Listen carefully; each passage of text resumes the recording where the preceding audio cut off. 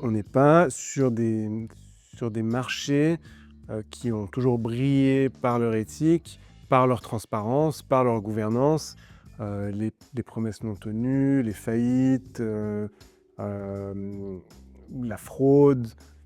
C'est pas des marchés qui sont faciles à naviguer et surtout quand on vient en disant: «Moi, je veux faire du business éthique». Tout à fait. Je veux dire, il y a enfin, même les plus grandes sociétés du monde fonctionnent avec des dessous de table pour avancer sur ces marchés. Donc comment on fait pour être droit et quand même avoir du succès sur des marchés qui n'ont pas le même paradigme de business? C'est clair que tous ces marchés bénéficient ou, à l'inverse, ne bénéficient pas je dirais, d'un arbitrage péjorant de perception de risque. Parce que c'est vrai que c'est exactement ça en fait. Est-ce que le risque perçu vaut le retour sur l'investissement? Bien évidemment, il y a plein de risques sur ces marchés. Des risques politiques, il y a de la corruption, bien évidemment, il y a des risques, je dirais, de devises, il y a des risques économiques macro. Et là, je vais faire la différence avec le micro. Donc, vous pouvez avoir des entreprises qui fonctionnent dans ces environnements de manière micro, sur les mêmes standards que vous pouvez avoir en Suisse. Notre idée et notre postulat, c'est de trouver ces entreprises-là.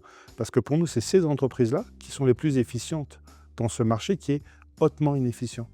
Il faut comprendre que même si en 20 ans, on a eu un footprint qui est assez important, parce qu'en 20 ans, on a investi pour plus de 8,5 milliards de dollars, on a soutenu plus de 250 entreprises. Donc, c'est quand même important en termes d'investissement. Nonobstant, on n'a pas financé tout le monde. Donc, on a ce luxe de choisir. Mmh.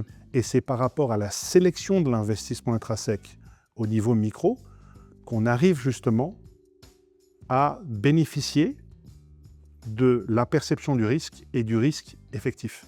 Et cette différence, c'est le rendement qu'on estime supérieur. Parce que je donne un exemple, exporter ou je veux dire produire comment on appelle ça, du maïs blanc en Afrique du Sud pour nourrir les poulets, ou produire du maïs blanc en Louisiane pour produire du poulet, le risque opérationnel est le même, hein.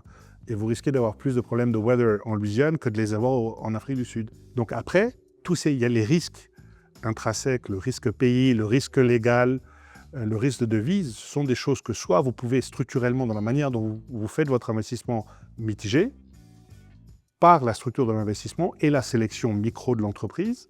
Et aussi, vous avez des overlays je dirais, de gestion de risque qui vous permettent de transférer ces risques ou de les vendre au marché au travers de l'assurance, au travers des hedges, et je m'en passe.